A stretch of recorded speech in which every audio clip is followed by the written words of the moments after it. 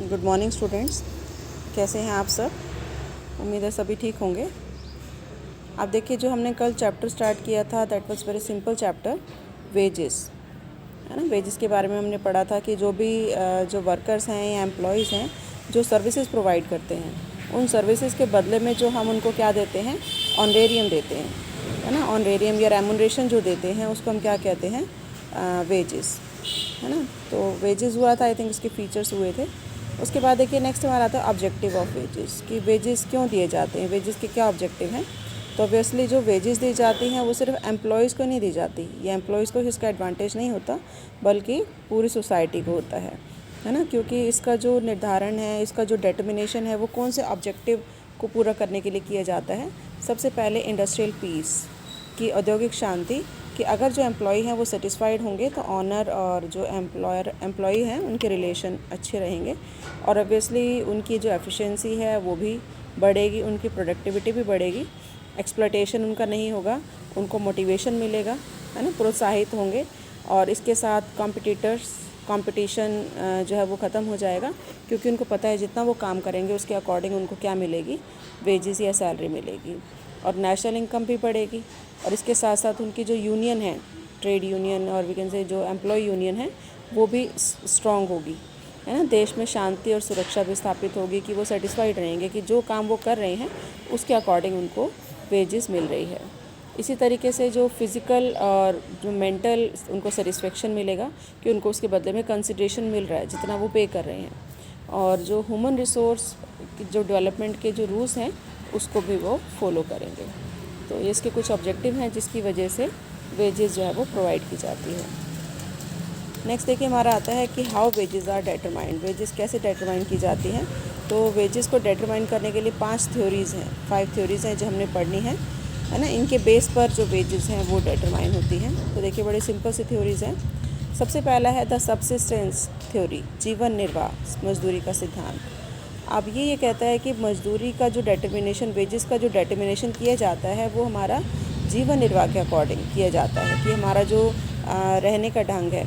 ये कहता है कि अगर जीवन निर्वाह हमारा जितना है, जितना हमें रहने के लिए जितनी मजदूरी चाहिए, अगर उससे ज़्यादा दे दी जाती है, एक्सेस में दे दी जाती है, तो क्या होगा कि पॉपुलेशन बढ़ने लगेगी, वो ज़्यादा जो है वो संतान, ज़्यादा जो है बच्चे पैदा करने लगेंगे, जिससे पॉपुलेशन बढ़ जाएगी। और जब पॉपुलेशन बढ़ जाएगी तो वेज रेट फिर से वही हो जाएगा, है ना। और अगर जीवन निर्वाह से कम देंगे, मतलब जितना उनको चाहिए, जितना उनके लेवल के अकॉर्डिंग उनको चाहिए, उनसे कम अगर देंगे तो वो अपना जीवन यापन नहीं कर पाएंगे, है ना, सर्वाइव नहीं कर पाएंगे। तो फिर क्या होगा, पॉपुलेशन कम हो जाएगी, डेथ रेट बढ़ जाएगी।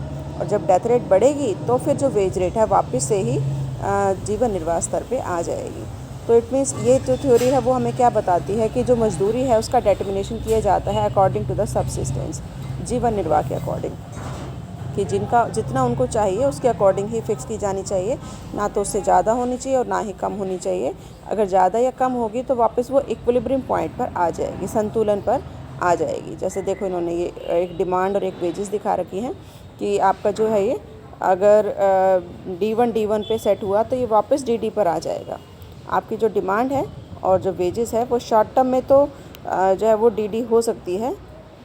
श्रमिकों की मांग अगर DD से बढ़कर D1 हो जाती है तो दीर्घकाल में मजदूरी की जो रेट है वो समान रहेगी, है ना। इट मीन्स हम जो वेजेस सेट करेंगे वो किस रेट पर सेट करेंगे, जीवन निर्वाह पर, कि जितना उनको चाहिए।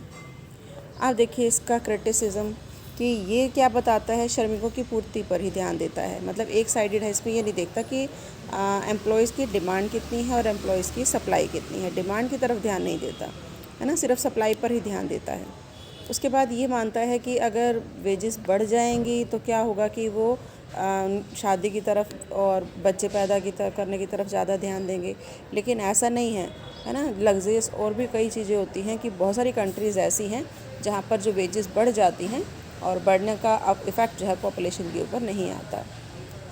नेक्स्ट ये बताता है कि सिद्धांत मजदूरी में अंतर के कारणों की व्याख्या नहीं करता, यानी कि ये नहीं बताता कि जो डिफरेंस आया वो क्यों आया, अगर वेजेस बढ़ी तो क्यों बढ़ी, कम हुई तो क्यों कम हुई, है ना। और प्रोडक्टिविटी को नहीं देखता, एफिशिएंसी और प्रोडक्टिविटी के ऊपर भी ध्यान नहीं देता। और इसके अकॉर्डिंग जीवन निर्वाह स्तर से ना तो ज़्यादा होना चाहिए और ना ही कम होना चाहिए वेजेस, है ना। तो ज़्यादा पर्सन एफिशिएंट है तो उसको ज़्यादा सैलरी दी जानी चाहिए, वेजेस दी जानी चाहिए, लेकिन ये उस चीज़ को नहीं मानता। सेकंड देखो आता है मजदूरी का जीवन स्तर सिद्धांत, स्टैंडर्ड ऑफ लिविंग। अब ये जो थ्योरी है वो ये मानती है कि एक पर्सन का जो स्टैंडर्ड ऑफ लिविंग है, मतलब जिसकी हैबिट उसको हो चुकी है, उसके अकॉर्डिंग उसको वेजेस दी जानी चाहिए, मतलब जिसका वो हैबिचुअल हो चुका है। तो स्टैंडर्ड ऑफ लिविंग में क्या आता है, रोटी कपड़ा और मकान के साथ साथ जो फैसिलिटीज़ जिसकी आदत उसको हो चुकी है, तो उसके अकॉर्डिंग जिनके उपयोग का आदी कौन हो गया है, श्रमिक, मतलब जो एम्प्लॉय है वो उसका हैबिचुअल हो गया है, तो जिस चीज़ों का हैबिचुअल हो गया उसके अकॉर्डिंग उसको वेजेस मिलनी चाहिए। अब देखो इसका क्रिटिसिज्म कि ये भी क्या करता है, एम्प्लॉय की सप्लाई की तरफ ही ध्यान दे रहा है, एम्प्लॉय की डिमांड को ध्यान में नहीं रखता। सेकंड, ये जो थ्योरी है ये भी क्या कहती है कि वेजेस का डिटर्मिनेशन कैसे किया जाना चाहिए, according to their standard of living, है ना। लेकिन ऐसा होता नहीं है। स्टैंडर्ड ऑफ लिविंग तो एक पुअर पर्सन की भी अच्छी हो सकती है जिसके पास मनी नहीं है, और एक जो रिच पर्सन है उसकी स्टैंडर्ड ऑफ लिविंग कम हो सकती है, तो वो क्राइटेरिया नहीं होना चाहिए। और स्टैंडर्ड ऑफ लिविंग को हम सिर्फ वेजेस से जो है वो डिटरमाइन, वेजेस एक फैक्टर नहीं है जो अफेक्ट करता है, बहुत सारे और फैक्टर भी हैं जो कि अफेक्ट करता है, और ये प्रोडक्टिविटी और एफिशिएंसी दोनों को ये भी नहीं बताता कि अगर किसी एम्प्लॉय के काम करने से प्रोडक्टिविटी या एफिशिएंसी बढ़ती है तो उसकी जो वेजेस है वो बढ़ाई जानी चाहिए। नेक्स्ट देखो थर्ड थ्योरी आती है वेज फंड थ्योरी। अब ये क्या बताती है, ये कहती है कि आपके पास जितना फ़ंड है, मतलब कंपनी के पास जितना वेज फंड है उसको वो नंबर ऑफ़ एम्प्लॉयज़ में डिवाइड कर देगा। अगर नंबर ऑफ़ एम्प्लॉयज़ ज़्यादा होंगे तो वेजेस कम हो जाएगी, नंबर ऑफ़ एम्प्लॉयज़ कम होंगे तो वेजेस बढ़ जाएगी, है ना। तो देखो जो वेज रेट है वो कैसे निकाला जाता है, wage fund divided by number of workers. अगर हम नंबर ऑफ़ वर्कर्स बढ़ा देंगे तो पर वर्कर जो वेजेस है वो कम हो जाएगा, है ना, और जो नंबर ऑफ़ वर्कर्स है अगर इसको कम कर देंगे तो वो बढ़ जाएगा। तो इट मीन्स ये थ्योरी क्या बताती है कि मज़दूरी की दर को तब तक नहीं बढ़ाया जा सकता जब तक कि या तो मज़दूरी कोष में, मतलब वेज फंड में इंक्रीज़ ना किया जाए या श्रमिकों की संख्या कम ना की जाए। लेकिन यहाँ ये बात मानता है कि जो वेज फंड है वो कैसा रहता है, स्टेबल, उसके अंदर कोई चेंज नहीं आता। तो अगर आपको वेज रेट बढ़ाने हैं तो आपको चेंज किसको करना होगा, नंबर ऑफ़ वर्कर्स को। आप देखो इसके अंदर क्या कमियां हैं, ये साइंटिफिक नहीं है, है ना, क्योंकि वेज फंड कैसे डिसाइड किया जाएगा, how wage fund will be determined, पहले उसकी कैलकुलेशन होगी, लेकिन उसकी कैलकुलेशन कैसे होगी वो ये नहीं बताता। और ये जो थ्योरी है ये भी किस पर डिपेंड करती है कि सप्लाई ऑफ एम्प्लॉय के ऊपर, डिमांड के ऊपर ये ज़्यादा ध्यान नहीं देती। और इसके अलावा ये जो थ्योरी है वो सभी इंडस्ट्रीज़ में, सभी जो है वो फैक्ट्रीज़ में सभी तरह के एम्प्लॉयज़ के लिए इम्प्लीमेंट नहीं की जा सकती, है ना। और इसमें भी वही प्रोडक्टिविटी और एफिशिएंसी को ध्यान में नहीं रखा, और ये भी नहीं बताते कि जो वेज फंड है वो कैसे बनेगा, मतलब कौन ये डिसाइड करेगा कि what will be the amount of ways fund, कितना अमाउंट होगा, कौन डिसाइड करेगा, और इसको कम या ज़्यादा कैसे किया जा सकता है। नेक्स्ट देखिए एक छोटी सी थ्योरी और है, residual climate theory of wages. तो ये climate theory of wages residual में जितना बच गया, तो ये कहता है कि वेजेस का डिटर्मिनेशन कैसे होगा कि टोटल प्रोडक्शन जितना हुआ उसमें से अगर हम रेंट निकाल दें, रेंट, इंटरेस्ट और प्रॉफिट निकाल दें, तो जो बचेगा वो क्या होगा, वेजेस। मतलब ये एक फार्मूले के अकॉर्डिंग देख रहा है कि हमारे पास जितनी मनी आ रही है उस मनी में से, प्रोडक्शन का जो अमाउंट आपके पास आ रहा है उसमें से आप रेंट दे देंगे, इंटरेस्ट दे देंगे, प्रॉफिट दे देंगे, तो जो बचेगा वो क्या होगा, वेजेस, जिसको कि हम एम्प्लॉयज़ में डिस्ट्रीब्यूट कर देंगे। तो इसका जो इक्वालिटी है वो क्या है कि जितना भी बचेगा, उन्होंने प्रॉफिट अपना फिक्स कर लिया कि वो 10% या 20% लेंगे, तो अगर प्रोडक्टिविटी बढ़ती है, एफिशिएंसी बढ़ती है वर्कर्स की, तो उसका बेनिफिट वर्कर्स को मिलेगा, है ना। लेकिन फिर भी इसके अंदर कमी है।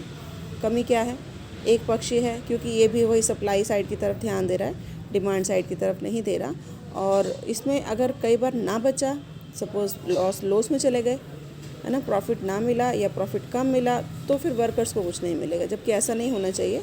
जो प्रॉफिट है वो बाद में दिया जाना चाहिए, है ना, वेजेस पहले दी जानी चाहिए। तो इसमें जो है वो जो यूनियन है, मतलब वर्कर्स की जो यूनियन है उसके प्रभाव को भी ये मना करता है, इनकार करता है, जबकि प्रैक्टिकल में ऐसा नहीं होता। प्रैक्टिकल में तो वेजेस पे करनी पड़ती है। तो यहाँ पर ये बता रहे हैं अवशेष के दावेदार, अवशेष मतलब जो रेजिडुअल है उसका क्लेमेंट कौन होते हैं, प्रोड्यूसर, ना कि वर्कर्स। वर्कर्स ने तो काम किया, है ना, तो उनको तो वेजेस मिलनी चाहिए, चाहे प्रॉफिट हो या ना हो। तो ये 4 थ्योरीज थी। ये 5वीं थ्योरी बहुत इंपॉर्टेंट है, इसको हम कल डिस्कस करेंगे। यहाँ तक आप पढ़ना 4 थ्योरीज तक, उसके बाद फिर हम कल नेक्स्ट थ्योरी के